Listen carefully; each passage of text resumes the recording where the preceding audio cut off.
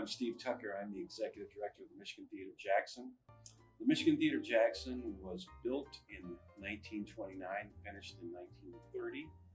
April 30th of 1930 was opening day.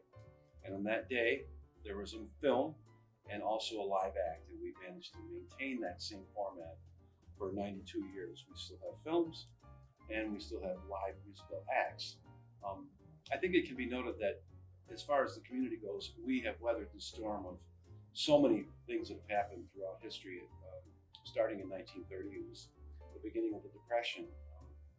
And if you look in the theater itself, you can see that there are organ chambers for the pipes, for a pipe organ.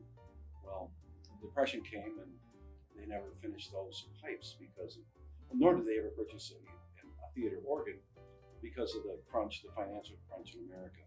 Soon after the Depression, of course, we had Pearl Harbor. There was a movie running on that Sunday, December 7th, 1941, and the person who managed the theater at that time came out and said that Pearl Harbor just went bombed and he sent everybody home from the afternoon show.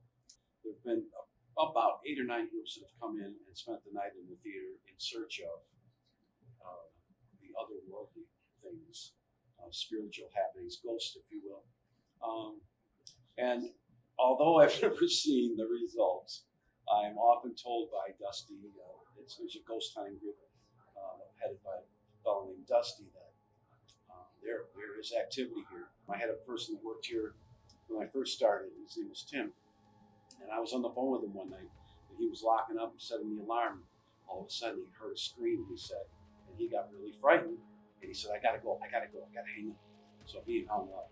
But we're kind of a site for many of these ghost hunter types to come through and come into the theater and explore the spiritual world. I've never even seen anything except one time, and it was a little bit frightening. I was vacuuming.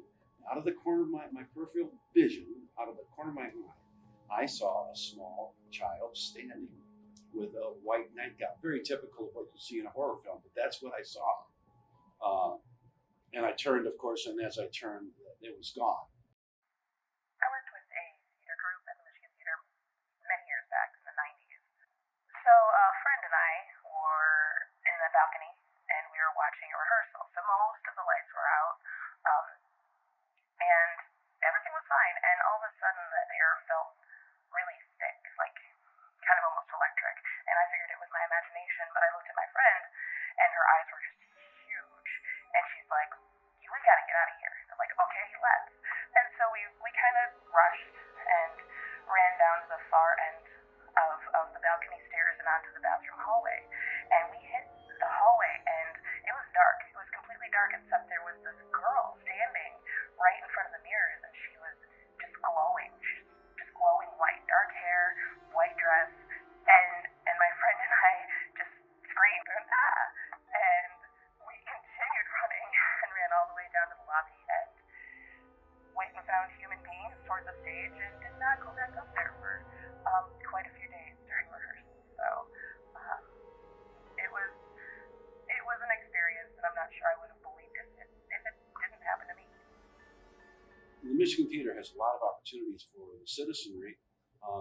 We have a volunteer group of about 210 right now. We have averaged about 280 events per year for the last decade, not including COVID. So one year we had about 320 events. So we're always trying to do something here.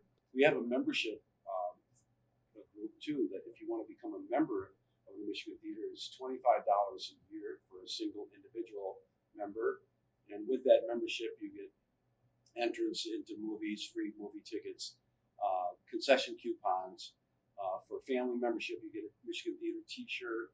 And then there's corporate membership, and you can become a member online or make a donation online, and it's always appreciated.